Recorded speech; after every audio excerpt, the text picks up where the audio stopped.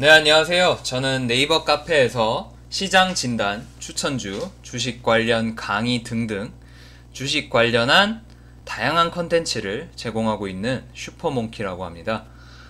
네이버 카페명에 슈퍼몽키라고 검색하면 찾으실 수 있습니다.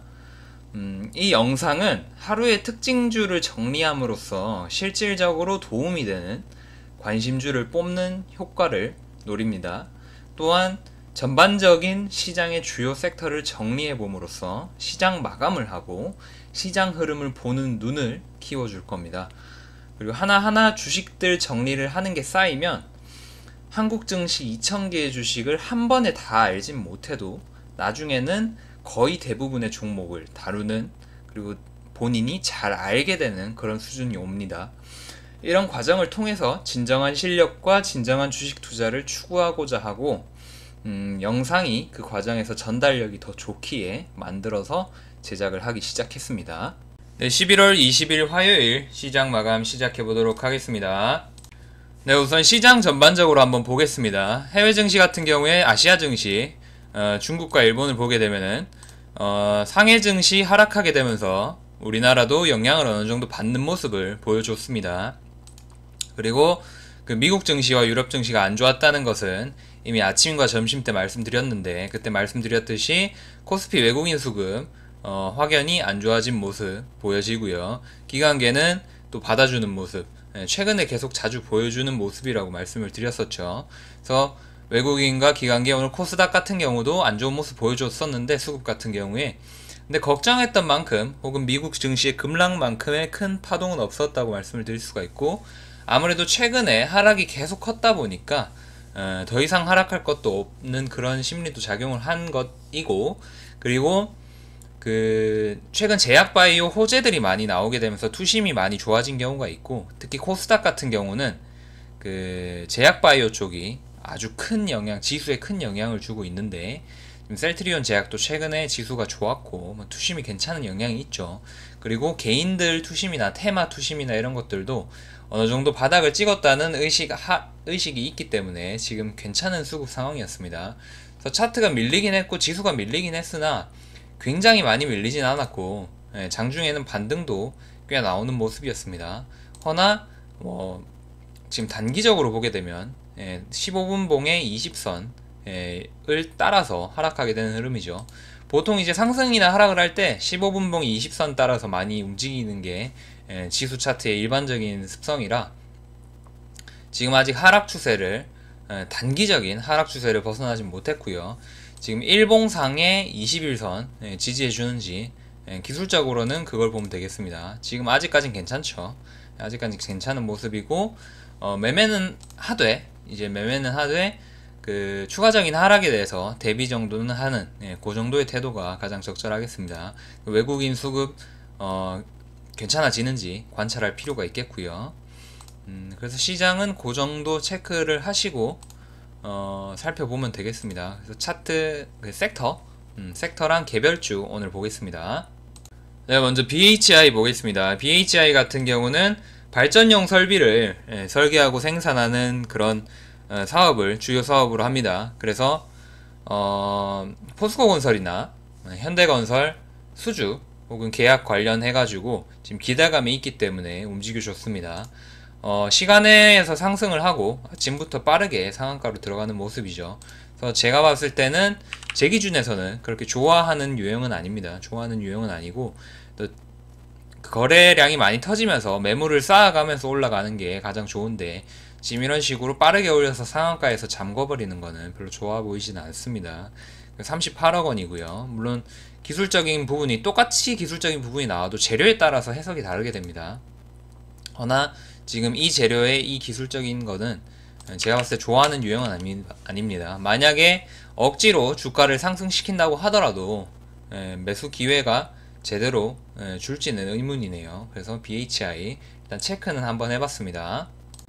네, RF세미 같은 경우는 지금 삼성전자에서 빅스비 관련한 이야기가 있었는데, 지금 RF세미에서 그 음성 인식용 칩을 생산하기 때문에 빅스비가 만약에 삼성전자의 모든 폰에 적용이 되게 된다면 그게 RF세미에게는 호재겠죠. 그래서 그런 이슈 관련한 게 있습니다. 그리고 기술적으로도 어느 정도 모멘텀 증가 이후에 눌림 이후에 이평선을 돌파하는 그런 기술적인 이유도 있고요. 그래서 RF세미는 그 링크 걸어서 그 카톡으로 보내드리겠습니다. 카톡 보낼 때 링크 걸어서 보내드릴 테니까 뭐 뉴스 한번 보시고요. 그래서 RF세미는 그런 이유 때문에 올랐고, 차라리 RF세미가 움직인 모습이 긍정적이라고 할 수 있겠고요. 거래대금 279억 괜찮죠. 그래서 향후 어떤 움직임을 보여줄지 일단 매수 기회 줄 수 있는지 관심주로 넣어 보겠습니다. 네, 다음으로 본느입니다. 본느 같은 경우에 화장품 관련한 업체고요. 지금 거래대금 279억 괜찮게 나와주고, 그리고 어느 정도 합병 이후에, 스펙 합병 이후에, 스펙 합병 맞죠? 본느? 네, 그죠? 스펙 합병 이후에 하락해주고 바닥을 잡아주고 이평선을 깨주는 흐름이라서 또 기술적으로도 괜찮습니다. 그래서 과도한 낙폭을 나오지 않는다면, 어느 정도의 지지가 나온다면 또 다른 수익 기회에 노려볼 수가 있겠고요. 지금 이슈 자체는 요번 금요일에 있을 블랙 프라이데이, 블랙 프라이데이 미국의 그 쇼핑으로서 의미가 있는 날이죠. 큰 쇼핑 행사죠. 그래서 블랙 프라이데이 관련해 가지고 화장품, 미국 브랜드 화장품 대상으로 OEM이나 ODM 관련한 사업으로 지금 본느가 알려져 있기 때문에 그 관련한 이슈로 지금 모멘텀이 들어온 것으로 보입니다. 허나 그게 한 절반 정도 되는 것 같고요.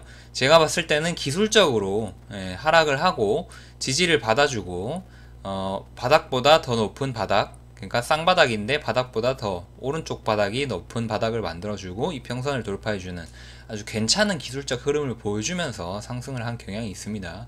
거래량도 많이 터졌기 때문에 봐줄만 하고요. 재무도 나쁘지 않기 때문에 너무 불안해할 필요가 없는 그런 괜찮은 주식이라고 말씀을 드릴 수가 있겠습니다. 시가총액 500억, 가볍네요. 시가총액은. 하지만 시가총액보다 체결이나 어떤 움직임이, 거래 대금이 더 중요하죠. 그래서 본느 관심주로 넣어두겠습니다. 네, 현대약품은 특허권 관련 소식이 있습니다. 그래서 최근에 뭐 특허라던가 뭐 기술 이전 계약 체결이라던가 이런 게 하도 이슈가 되다 보니 현대약품 특허권, 이제 호주 특허권 취득 소식이 오늘 좀 크게 움직인 모습입니다. 자세한 내용은 공시 보시면 나오고요. 좀 기술적으로는 괜찮고 움직임도 괜찮다고 봤으나 재료가 조금 애매하긴 하죠. 지속적인 기대감과 어떤 수급이 계속 들어올 수 있을 만한 그런 재료면은 더 좋은데, 오늘 외국인 매도가 강했고, 그리고 특허권을 취득한다는 것 자체가 아주 강한 수급을 지속적으로 불러올 수 있을지는 의문이라서 일단 향후 움직임을 조금 더 지켜보는 게 괜찮다고 보입니다. 허나 거래대금 950억 많이 터졌고요. 그리고 기술적으로 돌파해주는, 그런 돌파 시도해주는 그런 모습 괜찮기 때문에 일단은 좀 더 지켜보는 게, 조금 더 지켜보면은 기술적으로 어느 정도의 자리를 잡느냐에 따라서 또 수익 기회를 줄 수가 있기 때문에 관심주로 두면 좋겠습니다. 네, 그리고 오늘 교육적인 거 하나 말씀드릴게요. 합병과 분할에 대해서 말씀을 좀 드릴 건데, 예시를 통해서, 그러니까 예시가 나왔기 때문에 또 실전 사례를 통해서 공부하면 항상 기억에 잘 남는 법이죠. 그래서 지금 메디아나 같은 경우 오늘 움직인 게 자회사 메디게이트 흡수 합병 소식이 있습니다. 그래서 100% 자회사인 메디게이트를 흡수 합병하겠다는 건데요. 자, 근데 그렇게 되면은 사실 합병을 할 때 이런 식으로 흡수 합병을 하게 되면 100% 자회사기 때문에 사실 가치의 변화는 없죠. 원래부터 100%를 가지고 있던 회사인데 그 회사가 안으로 들어오든 밖에서 내 것으로 있든 사실상의 회사의 가치는 변하는 건 아니죠. 그냥 이론상으로는 단순하게 생각하면요. 근데 허나 오늘 주가가 움직이는 것은 그 앞에 있는 모멘텀, 원래 메디아나 같은 경우는 이제 창업주가 경영전선에 복귀하면서 이제 좀 회사를 더 좋게 턴어라운드 시키지 않을까라는 그런 기대감이 있었는데, 10월 폭락장 관계 무너졌다가 이제 다시 또 이제 좀 기어 오르는 모습이죠. 그런 모멘텀도 있고요. 그런 모멘텀도 있고, 이런 주가가 움직일 때 그런 단순히 어떤 재무적이나 경제학적인 이유, 그런 이유, 재무적인 회계적인 이유가 딱 맞게 들어맞지가 않죠. 뭐 유상증자든 무상증자든 권리락이든 합병이든 지금 바로 뒤에 설명할 분할이든 이게 가치의 변동이 없음에도 불구하고 주가는 요동을 치는 경우가 많습니다. 이게 또 어떤 뭐 흡수합병을 한다고 하니까 뭐 메디아나에 평소에 관심이 있었던 사람이나 아니면 없었던 사람도 흡수합병한데, 자회사 흡수합병한데 근데 주가가 오르네? 이거 호재인가 보다 하고 그냥 매수를 들어가는 거예요. 그런 경우도 있고, 혹은 거래량이 터지니까 그냥 퀀트적인, 요즘에는 그런 퀀트나 뭐 ETF나 이런 것도 많죠. 그냥 퀀트적이로다가 그냥 거래량 급증하면서 이평선을 뚫는 모습이 나오니까 모멘텀이 증가하니까 그냥 아무 이유 없이 그냥 매수를 때려버리는 겁니다. 그런 식으로 같이 매수가 매수를 부르는 그런 게 있어요. 근데 손절이 손절을 부르는 거는 많이 보셨죠. 그런 거랑 마찬가지로 매수가 매수를 부르기도 하기 때문에 그런 이유도 함께 작용을 한 겁니다. 그래서 흡수합병 자체는 뭐 이게 복잡하게 따져봐야 되고, 사실 이게 진짜로 미래에 이게 좋을까, 이거는 솔직히 미지수죠. 지금 당장에 하루 만에 그거를 판가름하기는 쉽지가 않고, 그리고 회계적으로 이론적으로는 사실 큰 의미는 없죠. 근데 오늘 그런 식으로 움직여 줬다라는 거. 그래서 메디아나는 그런 이슈가 있는 주식입니다. 그래서 설명을 하기 위해서 가지고 왔고요. 지금 아쉬운 점은 역배열의 이평선에 눌리고 있는 모습이라, 그리고 확실한 그런 재료가 없는 모습이라 조금 아쉽고요. 그래서 매물대에 안 그래도 말처럼, 제가 방금 말씀드린 것처럼 역배열 매물대에 밀리면서 훅 떨어지는 모습이죠. 그래서 향후 움직임은 좀 지켜봐야 되겠고, 차라리 뚫는 모습이 확실하게 나온 뒤에 접근을 하는 게 더 안전하겠습니다. 그래서 메디아나 설명드렸습니다. 바로 이어가서 드림시큐리티에서 분할에 대해서 설명을 드리도록 하겠습니다. 드림시큐리티, 어제도 제가 관심주로 잠깐 언급을 드렸었는데, 오늘 같은 경우는 분할, 공시가 나면서 지금 보면은 단순 물적 분할의 방법으로 분할하며 라는 공시의 문구가 있습니다. 이게 뭐냐면, 이제 간단하게 이해하기 쉽게 설명을 드릴게요. 인적 분할과 물적 분할에 대해서 설명을 드리겠습니다. 어차피 나중에는 또 아셔야 될 거예요. 이제 간간이 나오는 거기 때문에. 인적 분할은 뭐냐면, 예를 들어서 회사 A가 있으면 그 회사 A를 반으로, 그러니까 A1, A2로 나눠서 분할을 해버리는데, 그러면 회사 A를 가지고 있던 사람은 이제 반반 나눴다고 가정을 했을 때, 회사 A를 만약에 100주를 가지고 있다. 그렇게 되면 A1과 A2를 나눠서 가지게 되는 겁니다. 그러니까 내가 만약에 A라는 회사의 주주면 A1이랑 A2를 나눴을 때 A1 주식과 A2 주식을 다 가지고 있게 되는 겁니다. 자기한테 주식이 들어와요. 근데 이제 물적 분할 같은 경우에는 A라는 회사를 이제 A라는 회사와 B라는 회사로 분할을 하게 되고, 이 B라는 회사는 A라는 회사가 100% 소유를 하게 됩니다. 그러니까 나는 지금 A라는 회사의 주식을 가지고 있는데, 이 A라는 회사가 A와 B로 분할이 되게 되면은 나는 그냥 여전히 A라는 기업의 주식만 가지고 있는 거예요. 다만 그 분할된 B라는 기업의 주식은 A라는 회사가 다 가지고 있는 거죠. 그러니까 어차피 똑같습니다. 그러니까 내가 가지고 있는 가치에는 변함이 없는 거죠. 그러니까 인적 분할을 하더라도 새로 분할되어 나온 회사의 주식을 내가 가지고 있는 게 인적 분할이고, 새로 분할되어 나온 회사의 주식을 기존 회사가 가지고 있는 게, 내가 가지고 있지 않고 기존 회사가 가지고 있는 게 물적 분할이죠. 허나 내가 가지고 있는 주식의 가치에는 변동이 없죠. 그래서 이해가 되셨겠죠? 그래서 한 번만 더 간단하게 설명을 드릴게요. 인적 분할은 회사를 쪼갰을 때 그 회사를 양쪽으로 평등하게 쪼개가지고 내가 이 회사의 주식과 이 회사의 주식 두 개 다 가지고 있게 되는 게 인적 분할이고요. 물적 분할은 조금 수직적으로 분해를 해가지고 A라는 회사에서 한 사업부나 일부 부분을 떼가지고 그 다른 회사를 만들되, 그 회사가 기존의 회사에 100% 속해 있는 겁니다. 주식을 100% 보유하고 있는 거기 때문에 나는 애초에 그 A라는 회사의 기업의 주식을 가지고 있기 때문에 가지고 있는 주식조차도 변동이 없죠. 그러니까 자기들끼리만 그냥 단순하게 분할을 한 게 물적 분할이고요. 내가 주식을 나눠서 변하게 되는 게 인적 분할입니다.